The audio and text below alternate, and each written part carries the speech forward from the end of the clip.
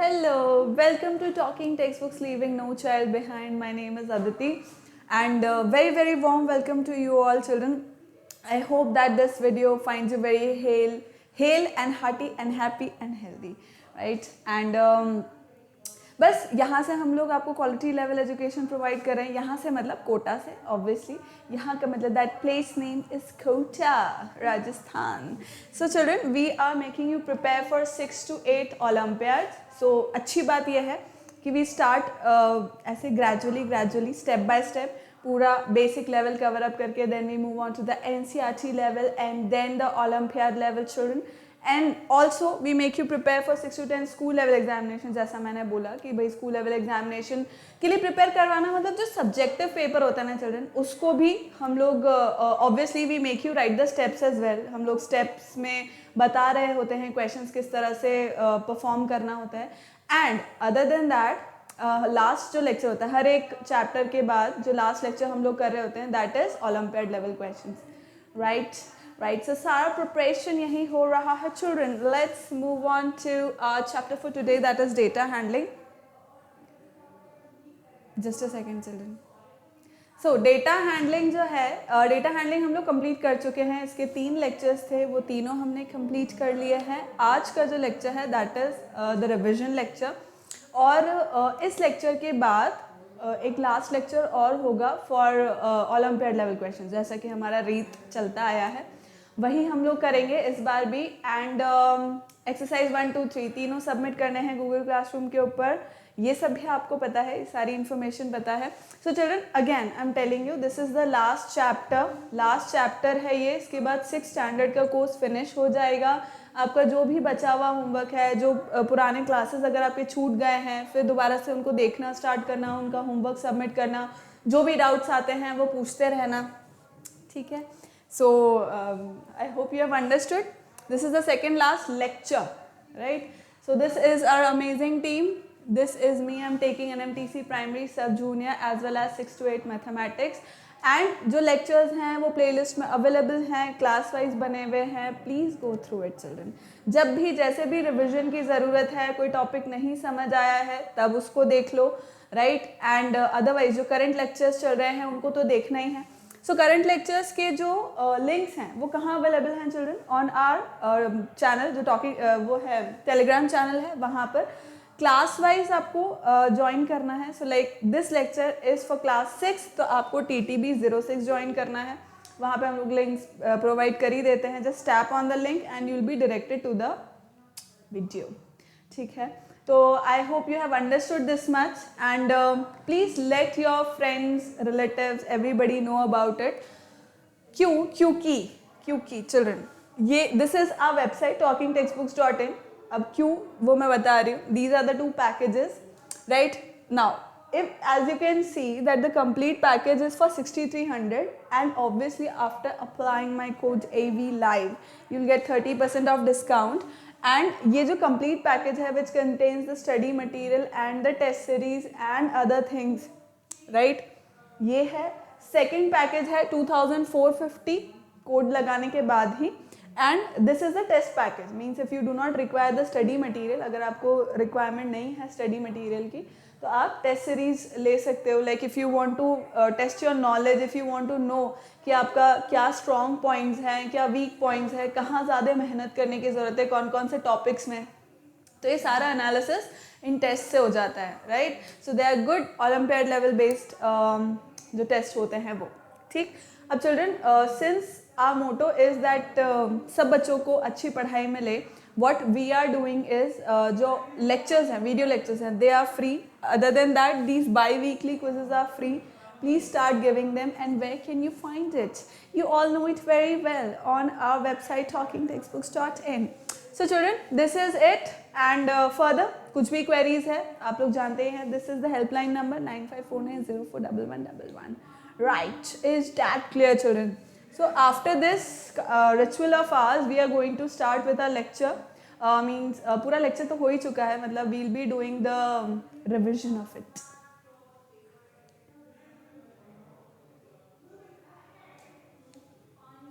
ठीक है, चलो.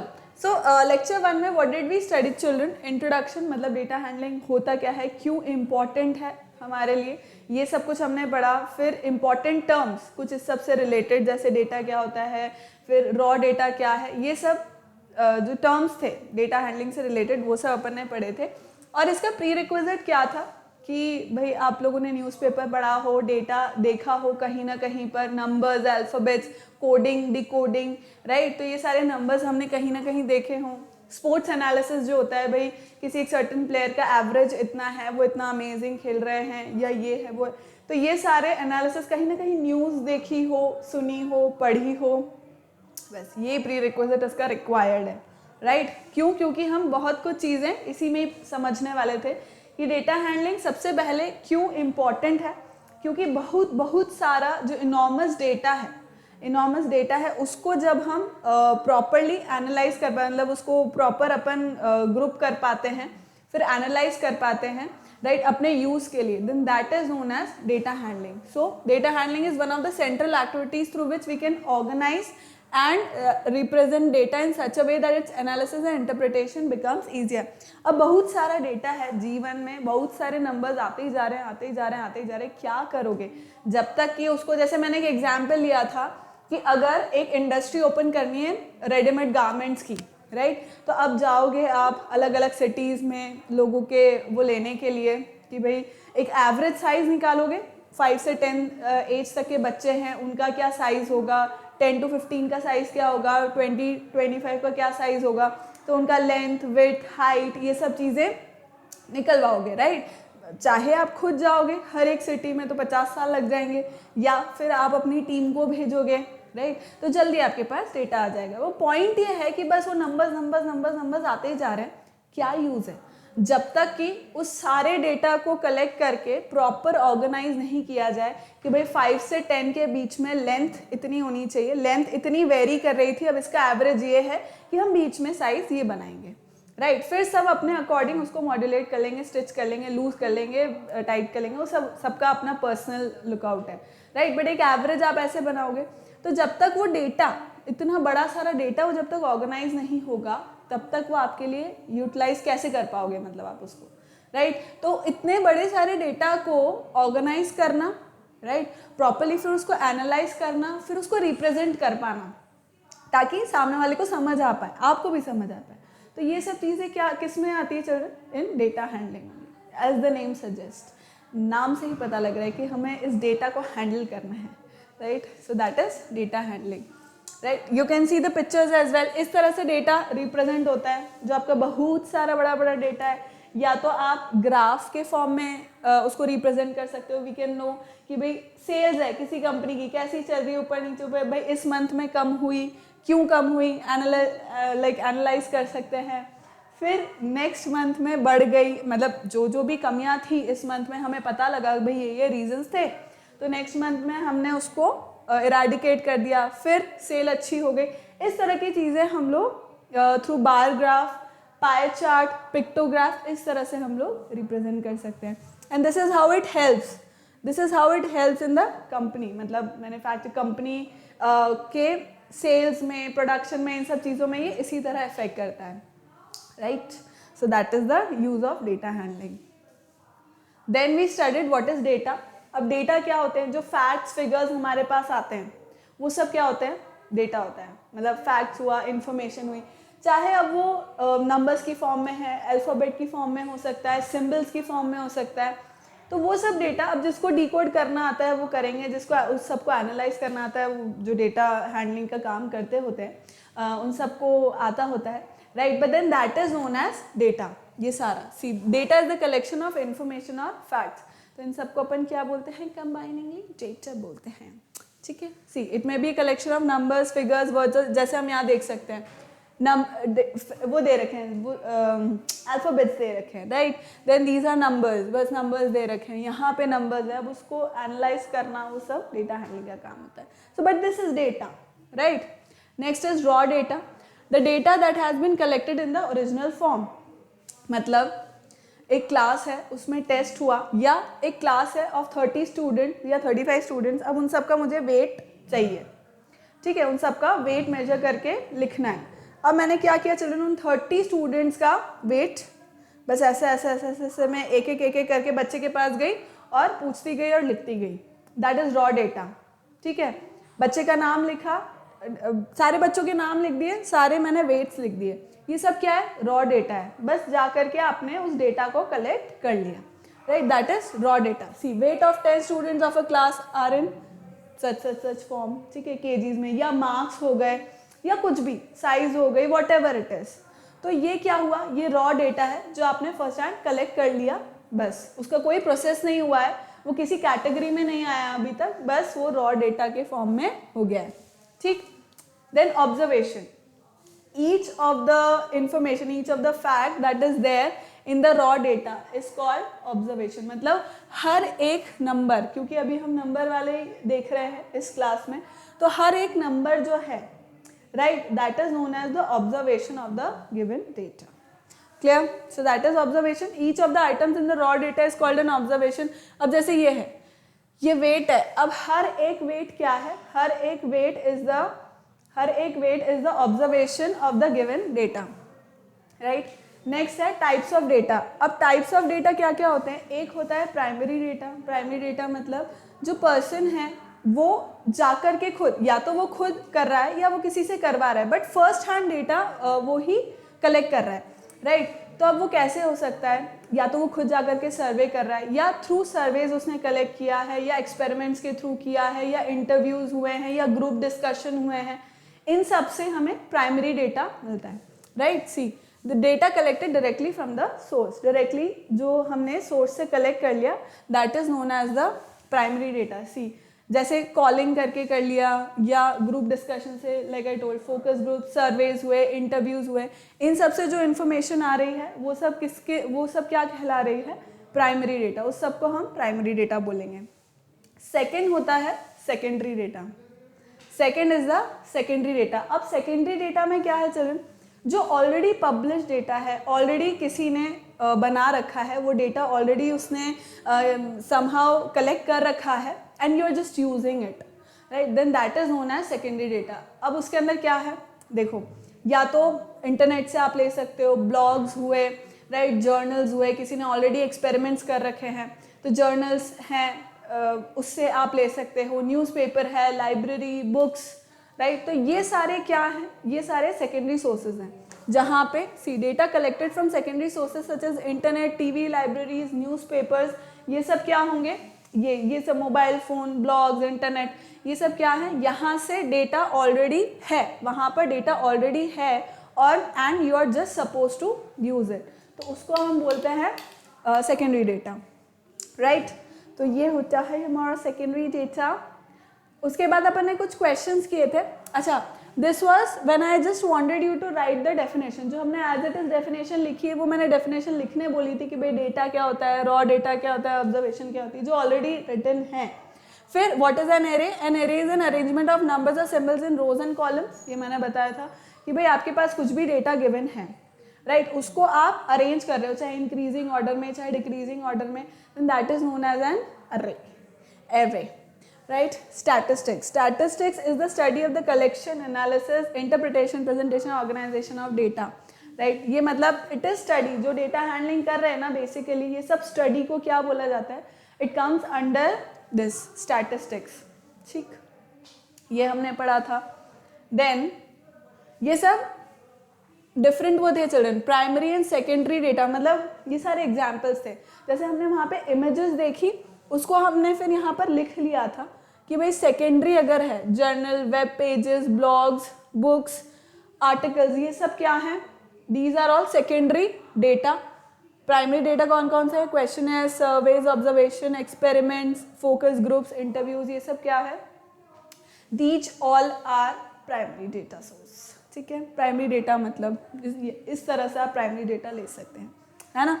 तो ये सब अपन ने पढ़ लिया था। And I even asked you कि वहाँ पे जहाँ पे आप प्राइमरी और सेकेंडरी की डेफिनेशन लिख रहे हो, उसके साथ आप ये वहीं पर ही लिख लो, ताकि याद रहेंगे। ये सारे एग्जाम्पल्स जो है इसमें लेने का मतलब ही यही था कि भाई ये सारे आप वहाँ लिख लोगे, ठीक है। नहीं लिखा है तो अभी लिख लेना, है ना। Next is organisation of data. मतलब जो हमारा अपार डेटा है उसको हम कैसा ऑर्गेनाइज करेगा ताकि वो दिखने में भी मस्त लगे और समझ में भी आ जाए, राइट। तो क्या हमने क्या तरीके निकाले, see to draw meaningful conclusion from the data must be organise.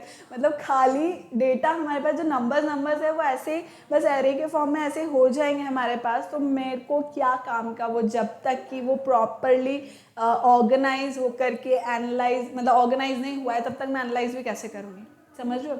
या तो उसको टैबुलर फॉर्म में या पिक्टोग्राफ में या बार ग्राफ में या पाई चार्ट में किसी तरह से उसको रिप्रेजेंट करना पड़ेगा, है ना। मतलब पॉइंट यह है कि समझ में आ पाए, इसलिए मुझे उस डेटा को ऑर्गेनाइज करना बहुत इम्पॉर्टेंट है, ठीक। तो भाई देखो, to draw meaningful conclusion from the data must be organise into pictures और टेबल्स। जैसा मैंने बताया भाई, पिक्चर्स में पिक्टोग्राफ्स हो सकता है, बार ग्राफ हो सकता है या फिर पाई चार्ट हो सकता है, एंड इनटू टेबल्स। तो टैबुलर फॉर्म में अपन करते ही हैं डेटा को represent. Understanding and analysing the data becomes easier after doing that. Obviously एक नंबर पूरा लिस्ट है भाई, और ये किस तरह से आप obviously understand this. Now tabular form में अब जैसे ये डेटा गिवन है, हमने देखा था कि भाई ये डेटा गिवन है 75%, 88, Devan, Charu, Sarita, Arvind, and then percentage and then names and then percentage. It is making no sense, it is just raw data. सिर्फ वो रॉ डेटा है, हमारे को कुछ समझ में नहीं आ रहा है कि इससे क्या करने का है अपन को।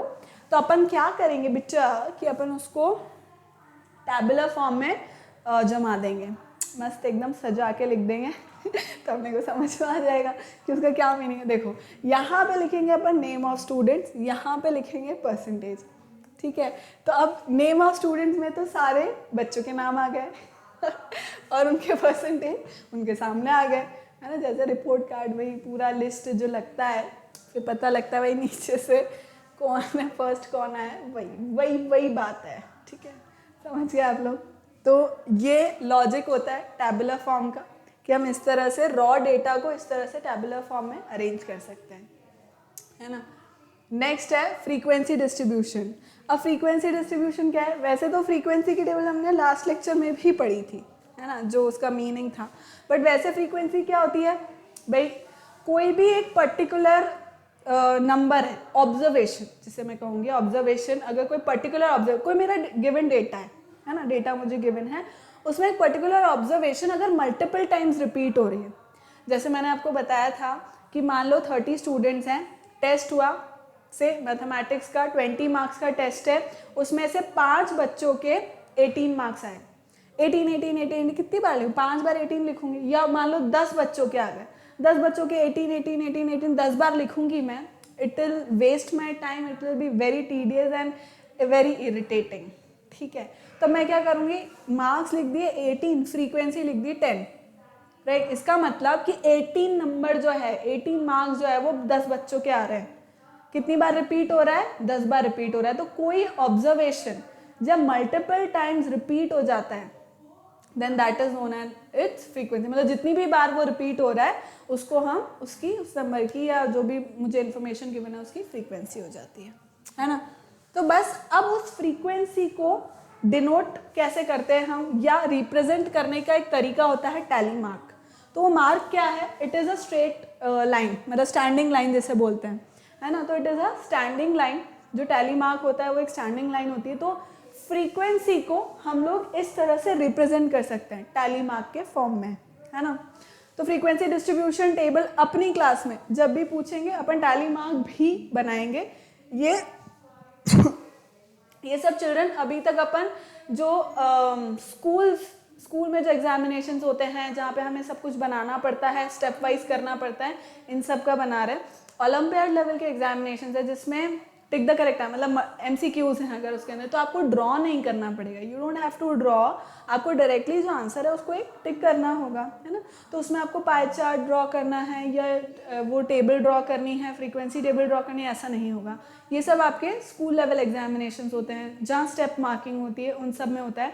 सेकेंडली, अगर आप ऐसा ही कोई ओलंपियाड एग्जाम दे रहे हैं जिसमें सब्जेक्टिव पेपर है, तब फिर ये सब काम आता है, राइट। तो टैली मार्क के लिए अपन ने क्या समझा था चिल्ड्रन, देखो अब फ्रीक्वेंसी क्या है ये तो मैंने बता दिया था. In general the tally mark represents the number of times that particular situation happened.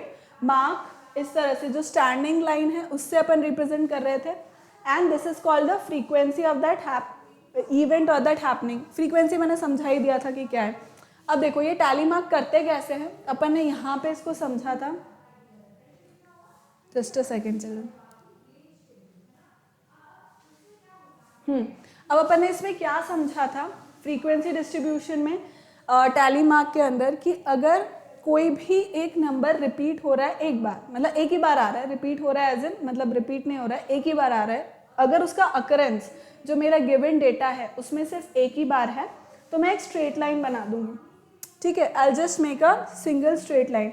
अगर 2 बार वो नंबर रिपीट हो रहा है या जो भी मेरी ऑब्जर्वेशन है वो अगर 2 बार रिपीट हो रहे हैं तो I will make 2 standing lines. अगर 3 बार रिपीट हो रहा है तो मैं 3 स्टैंडिंग लाइन्स लिख दूंगी. अगर 4 टाइम्स रिपीट हो रहा है तो I will write these standing lines 4 times. But अगर 5 बार हो रहा है चिल्ड्रन तो 5th लाइन नहीं बनेगी. 4 बनाने के बाद फिर हम उसको ऐसा स्लैंटिंग कट कर देंगे. That is the 5th frequency of it. ठीक. Excuse me. अब अगर 6 है अगर फ्रीक्वेंसी 6 है तो पहले पूरा 5 बना दिया, फिर दोबारा से 1 स्टार्ट हो गया. फिर अगर 7 है तो पूरा 5 बना के फिर 2 स्टैंडिंग लाइन्स हो गई. 8 है तो फिर पूरा 5 तो एज इट इज बनाई सही, उसके बाद 3 स्टैंडिंग लाइन्स हो गई एंड सो ऑन. जैसे 14, अब 14 है तो यहाँ पे 10 तक मैंने इसको शो कर दिया कि भाई 5 तो ऐसे शो हो गया, 5 यहाँ होगा 10 एंड 4 मोर, तो फिर यहाँ पे 4 स्टैंडिंग लाइन्स मैंने बना दी. ठीक है चलो. सो ये हमने पढ़ा था फ्रीक्वेंसी डिस्ट्रीब्यूशन टेबल में, जहाँ पे टैली मार्क भी हम लोग रिप्रेजेंट करेंगे, मतलब टैली मार्क से अपन रिप्रेजेंट करेंगे. वैसे तो डायरेक्टली भी लिख सकते हो. अब जैसे देखो यहाँ पे मार्क्स हैं, स्टूडेंट्स के मार्क्स लिखे हुए कि भाई 1 2 3 4 5 से ये सब मार्क्स आए हैं स्टूडेंट्स के. कितने बच्चों के आए भाई, 1 मार्क कितने बच्चों के आए, 1 का. 2 मार्क कितने बच्चों, 4 के. 3 मार्क कितने बच्चों के आए, 2 के. राइट. तो ये तो अपन डायरेक्टली लिख ही सकते हैं, बट अपन रिप्रेजेंट करेंगे ऐसे because it looks good. It's all about representation. ठीक है, how it looks, the table and the representation of the data. So ये अपन ने क्वेश्चन किए थे, वो अपन ने कर ही लिए थे. देन वॉज लेक्चर 2 जिसमें अपन ने पढ़ा था कि वो जो डेटा है जिसके बारे में जिसे हम ऑर्गेनाइज करने की बात करें, या तो पिक्चर्स की फॉर्म में या टैबुलर फॉर्म में. तो टैबुलर फॉर्म में तो अपन ने देख लिया कि अपन उसको कर सकते हैं in the frequency distribution table type में अपन उसको जमा सकते हैं. राइट. बट डेटा अगर उससे ज़्यादा है तो पिक्टोग्राफ्स में कर सकते हैं. डेटा अगर उससे भी और ज़्यादा है तो फिर अपन बार ग्राफ में या पाई चार्ट फॉर्म में उसको रिप्रेजेंट कर देते हैं. राइट. तो बस इस लेक्चर में अपन ने वही पढ़ा था कि किस तरह से अपन डेटा को बार ग्राफ में और पिक्टोग्राफ में रिप्रेजेंट करते हैं. This is what we studied. इसके प्री रिक्विजिट यही सब थे. जो लेक्चर 1 है वो इसका प्री रिक्विजिट था. डेटा क्या होता है, प्राइमरी सेकेंडरी सोर्सेस क्या होते हैं, कैसे हम लोग उसको कलेक्ट करते हैं, फ्रीक्वेंसी डिस्ट्रीब्यूशन क्या होता है, ये सब चीज़ें अपन ने इसके अंदर देखी थी. राइट. तो अब जैसे मैं अगर बात करूं पिक्टोग्राफ्स की, तो पिक्टोग्राफ्स म्हणजे क्या, इस तरह से हम पिक्चर्स बना देते हैं, उसको डिपिक्ट कर देते हैं, उसको एक स्केल बता देते हैं कि भाई अगर एक स्माइली बनाया है तो दैट रिप्रेजेंट्स 1 वोट. या अगर जैसे अपन ने क्वेश्चन भी किया था कि 1 पर्सन इज रिप्रेजेंटिंग 2 एब्सेंटीज या 1 stool is representing 2 stools. Right. तो इस तरह से हमने this is how we depict pictograph. और ये है बार ग्राफ. अब बार ग्राफ भी कैसे बनाते हैं ये भी हमने आज मतलब इसी लेक्चर के दौरान पढ़ लिया था. So pictograph is the way of representing data using pictures use करने के लिए. पॉइंट सिर्फ इतना है कि दिखने में बढ़िया लग रहा है इसलिए कर रहे हैं अपन, है ना, बिकॉज इट लुक्स गुड, देखते ही समझ में आ जाता है, इसलिए we do that. Right. So in a class students record. अब ये क्या है, डिफरेंट ब्लड ग्रुप बच्चों का रिकॉर्ड किया गया. सो अब सी यहाँ पे उसने स्केल बता रखी है कि 1 drop is equals to 5 people. तो जब मैं इसको काउंट कर रही थी तो हर एक single drop was 5 people. So 5 + 5 + 5 + 5 + 5 and so on. Right. तो that constituted 30 students and so on. इसी तरह से हमने उसको देखा. तो देख करके समझ में आ रहा है, इसलिए हम पिक्टोग्राफ्स का यूज़ करते हैं. बट अगर डेटा और बड़ा सारा है तब हम यूज़ करते हैं बार ग्राफ को, राइट। अगेन बार ग्राफ भी बहुत इंटरेक्टिव, मतलब काफ़ी कुछ कलरफुल से होते हैं, समझ में आ जाते हैं easily. So when numerical data is presented as columns on a graph, this graphical representation of data is called a bar graph. It is also known as column graph, क्योंकि अपन ने columns बना रखे हैं, right? अब ये क्या है? This is a distribution of different sports liked by the people of a neighborhood. कोई भी एक जगह है, कोई एक neighborhood उन्होंने ले लिया, यहाँ पे they are writing, अब see there are two axes. One is the x-axis, that is the horizontal axis, and the vertical axis, which is the y-axis, जैसे हम ऐसा बोल लेते हैं। यहाँ पे ये डेटा गिवन है और कितने लोगों को पसंद है वो y-axis पे हमने मेंशन कर रखा है। अब जैसे सॉकर है तो सॉकर कितने लोगों को पसंद है? 9 people like soccer. Then basketball है 7 people, टेनिस है 5 people, हॉकी है तो 2 people, बेसबॉल है तो 6 people liked it. अब इस ग्राफ को देख करके अपन समझ गए कि ये क्या कहना चाह रहा है, right, what is it trying to tell us, ये हम समझ पाए इसको देखकर। एंड ऑब्वियसली इंटरेस्टिंग है इसको देखना, समझना, पढ़ना, that is why we have represented in the graph, right. तो ये बार ग्राफ था। अब इसकी कुछ प्रॉपर्टीज थी, वो क्या थी? Each column is of equal width, ये हमने देखा, हर एक कॉलम जो है उसका विड्थ बराबर है, this we saw. Second was there is equal space between each column, तो यहाँ पे जो कॉलम के बीच का जो विड्थ है वो भी क्या है, स्पेस जो है वो भी कॉमन होना चाहिए, वो भी सेम होना चाहिए। Next was the height of each column indicates the value of data, मतलब ये जो हाइट है ये बताएगा कि उसका डेटा मतलब कितने लोगों को पसंद आ रहा है, बेसिकली ये वो बताएगा, राइट।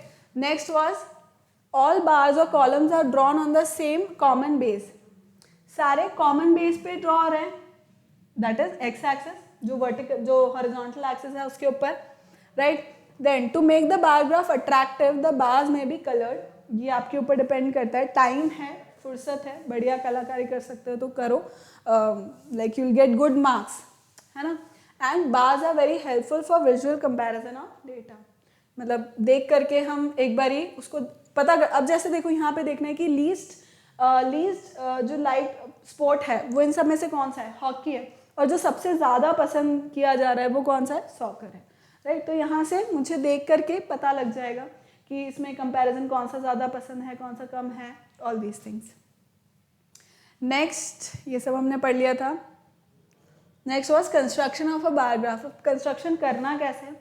सबसे पहले तो जो अपन बार ग्राफ बनाते हैं वो सब अपन ग्राफ पेपर पे बनाएंगे, पेंसिल और स्केल लेकर के, एकदम neat clean. Then on the graph paper draw a horizontal line x axis and a vertical line y axis, ये मैंने बताया था, एक्स और वाई एक्सिस दो एक्सिस पे बनेगा ये। Then along the horizontal line mark points at equal distances and write the names of the items for which the data is to be represented. तो जिस भी चीज़ के लिए हम लोग डेटा को रिप्रेजेंट कर रहे हैं उनके नाम यहाँ एक्स एक्सिस पे आ जाएंगे, राइट। यहाँ पे एक्स एक्सिस पे वो सारे नाम आ जाएंगे जिनका डेटा हमें रिप्रेजेंट करना है। Then choose a suitable scale which shall determine the height of the bars. अब यहाँ पे मैंने बोला था कि जो स्केल है वो बहुत इंपॉर्टेंट है और वो सेम होना चाहिए। जैसे 1 और 2 के बीच में गैप कितना है, 1 का, 2 से 3 1, 3 से 4 1, 5 से 6 1। तो इस तरह से अपने को स्केलिंग समझना बहुत ज़्यादा इंपॉर्टेंट है कि हम प्रॉपर स्केल रखें एक से दूसरे के बीच का, keeping the same distance between the bars, नहीं, चूज अ सूटेबल स्केल ही हो गया। Locate the heights of different bars according to the scale keeping the same distance between the bars. अब इनके बीच का जो स्पेस है वो सेम रहना चाहिए, ये भी अपन ने देखा। विड्थ सेम रहनी चाहिए इन कॉलम्स की, बार्स की, ये अपन ने देखी। And on x axis draw bars of equal width according to the required height. फिर यहाँ पे हम लोग जो ग्राफ है, मतलब जो बार है वो बनाएंगे उसी विड्थ का जिससे मुझे ये सब चीज़ें मेंशन करनी है। तो ये अपन ने देखा कि बार ग्राफ को किस तरह से हम लोग कंस्ट्रक्ट कर रहे होते हैं। तो यहाँ पे हमने देखा कंस्ट्रक्शन। फिर प्रोसेस आता है कि किस तरह से हम लोग रीड करते हैं किसी भी एक बार ग्राफ को। तो मान लो अगर मुझे ये दिया हुआ है तो लाइक आई कैन सी कि डिफरेंट सिटीज़ हैं जिनके किसी दिन के टेम्परेचर मुझे दिए हुए हैं, राइट। तो अब यहाँ पे मैं देख सकती हूँ कि हाईएस्ट टेम्परेचर किसी पर्टिकुलर दिन का किसका था, चंद्रपुर का, एंड लोएस्ट किसका था, lowest was of Panchgani and Matheran. तो ये मैं देख करके समझ सकती हूँ। This is what reading of the bar graph means, कि मैं समझ पाऊँ वो क्या बताना चाह रहा है, राइट। नेक्स्ट वी डिड, हाँ ये अपन ने कुछ क्वेश्चन किए थे कि इस बच्चे को अपन ने ऐसा बना दिया था, राइट। बट पॉइंट इज कि वो एक बच्चा इज एक्चुअली टेलिंग अस, या we will be counting as 2 absentees, right. उससे हम लोग 2 एब्सेंटीज बता रहे होंगे। तो वी डिड दिस क्वेश्चन, ये मैंने आपको होमवर्क दे दिया था कि 1 stool is equals to 10 stools, ये इसका स्केल था। फिर हमने कुछ चंद क्वेश्चन किए थे, ग्राफ बनाए थे, एंड आई आस्क्ड यू कि आप लोग प्रॉपर स्केल पेंसिल से बनाओगे। Then we studied about, lecture 3 में अपन ने पढ़ा था average, range, frequency and pie chart के बारे में, ठीक है। तो अपन उसी का ही रिविजन कर लेते हैं। इसका प्री रिक्विजिट भी वही है जो अपन इससे पहले चीज़ें पढ़ी, बार ग्राफ, पिक्टोग्राफ क्या होते हैं, मतलब फ्रीक्वेंसी ऑलरेडी अपन ने पढ़ ली, बट फिर से अपन रिवाइज कर लेंगे उसको। एंड बस टैली मार्क्स वगैरह किस तरह से होते हैं, डेटा क्या होता है, यही सब चीज़ें जैसे पहले के 2 लेक्चर्स हैं वही इसका प्री रिक्विजिट है ना। सो एवरेज का फॉर्मूला क्या था, sum of observation upon number of observation. Question अपन ने करके देखे कि भाई जो भी मुझे डेटा गिवन है उसमें जितनी भी ऑब्जर्वेशंस हैं उन सबको मैं ऐड कर दूंगी, राइट, और उसको डिवाइड करूंगी किससे, जितनी नंबर ऑफ ऑब्जर्वेशन मेरे पास है उससे। So this was the formula for average, sum of observation upon number of observation, right.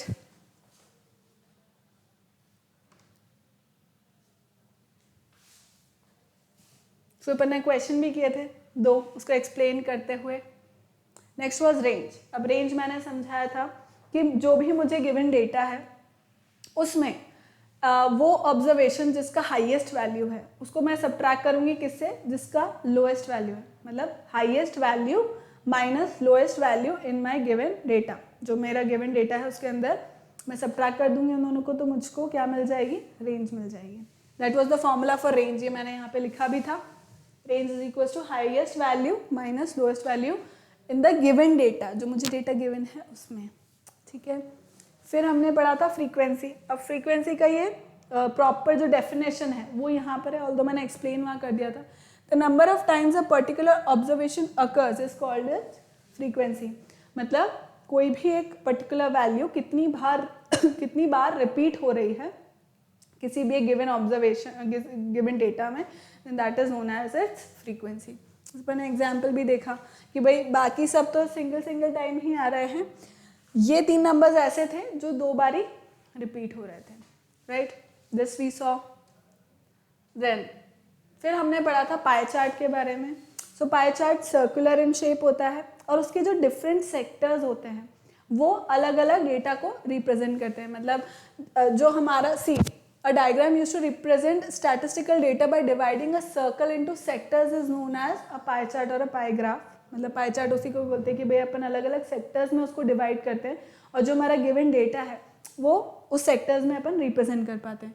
C pie graphs are circular, so they are also called circle graphs. Each sector of a pie graph shows a fraction of the total.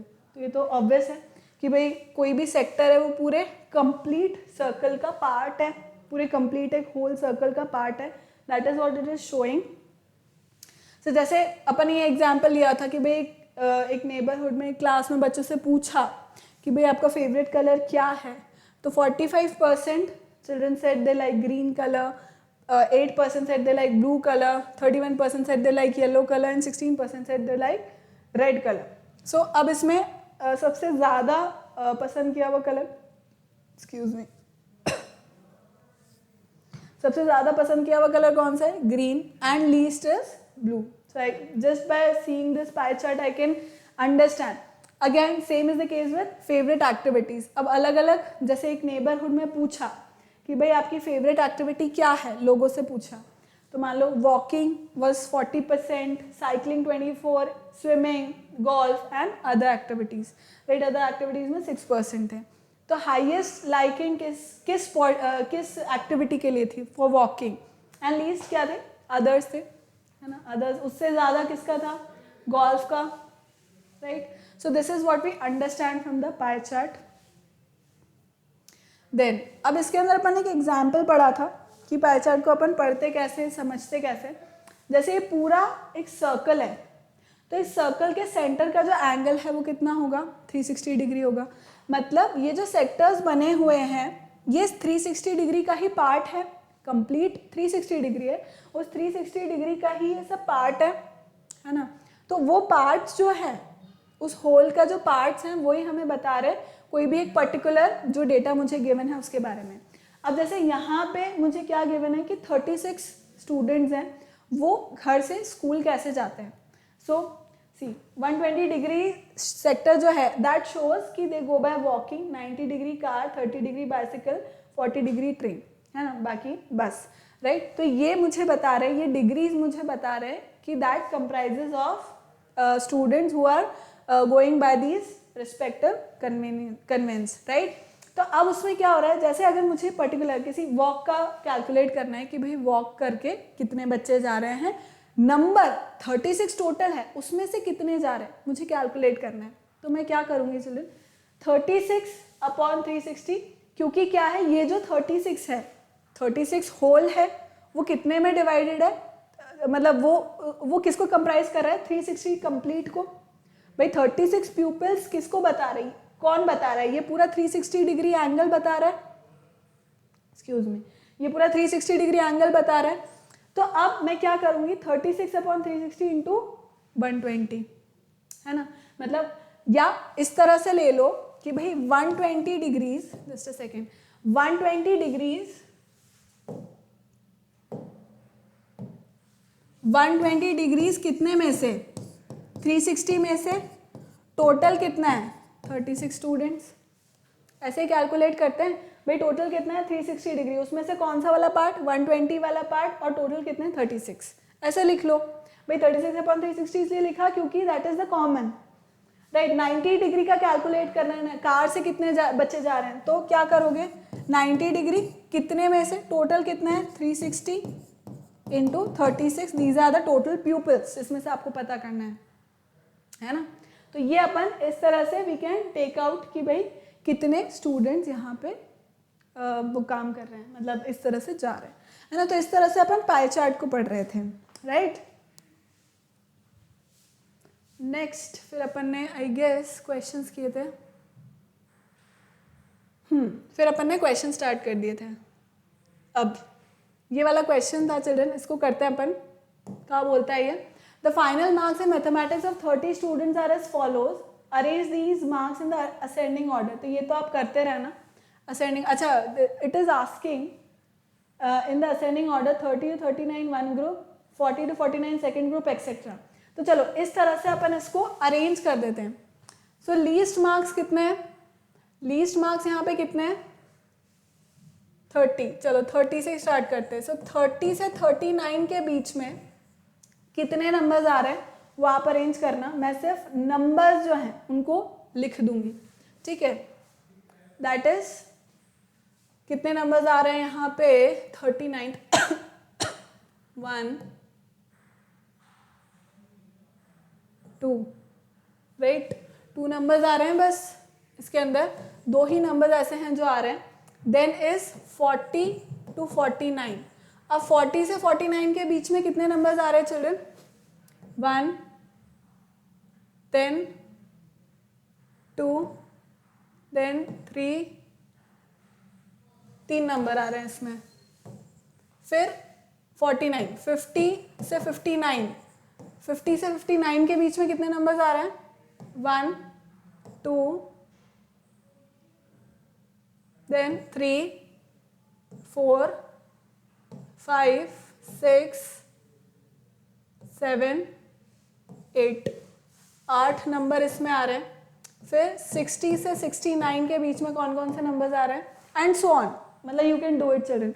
मतलब इस range में, ये range आपको लेती जाना है कि भाई 30 से 39 के बीच में जितने भी नंबर्स हैं वो सब, बेसिकली पॉइंट ये है कि आपको वो नंबर्स लिखने हैं कि 30 से 39 के बीच में कितने नंबर्स हैं मेरे पास।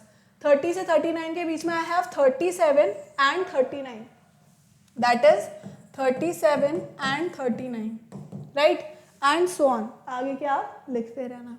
नेक्स्ट क्वेश्चन क्या बोल रहा है, what is the highest score. अब इस सब में हाईएस्ट स्कोर कितना है चिल्ड्रन, जो बच्चों का आया है दैट इज 100, तो highest score is 100। What is the lowest score? Lowest score कितना है? Obviously 37. 37 is the lowest score. इससे कम किसी को आया है क्या? नहीं आया. 37 इज द लोएस्ट स्कोर. अब what is the range? Range कितना होगा? Highest score minus lowest score. 63. ठीक है, क्या हो गया? रेंज कितना हो गया चिल्ड्रन इसका? 63. Then next is if 40 is the pass marks how many have failed? 40 अगर पास मार्क्स है तो कितने फेल हुए? 2. 37 and 39. 2 have failed. 2 students have failed. Next is how many have scored 75 or more? अब 75 कितने बच्चों के आए? 75 and more. देख लेते हैं.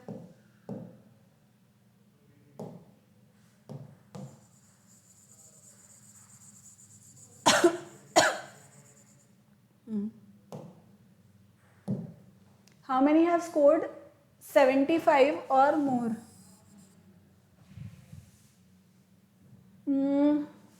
1 75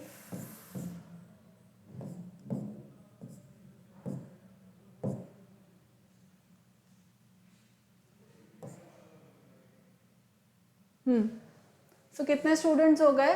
75. और तो कहीं नहीं है ना, कोई रुका तो नहीं है यहाँ पर. So this is 1 2 3 4 5 6 7 8 9. So there are 9 students who have scored 75 and more. Which observations between 50 and 60 have not actually appeared? Which observations between 50 and 60 have not actually appeared? अच्छा, 50 से 60 के बीच में क्या क्या appear नहीं हुआ? Between. So 51 hasn't appeared. 51 appear नहीं हुआ. फिर 52 आ गया. 52 आ गया. फिर 53 आ गया. फिर 54 नहीं आया. 55 आ गया. 56 भी आ गया. 57 नहीं आया. 57 नहीं आया. 58 आ गया. 59 आ गया. 60 अपने को देखना ही नहीं है. सो 51, 54 एंड 57 मेरे हिसाब से नहीं आया है. 51 देखो नहीं है ना. 51 नहीं है. देन 54 भी नहीं है.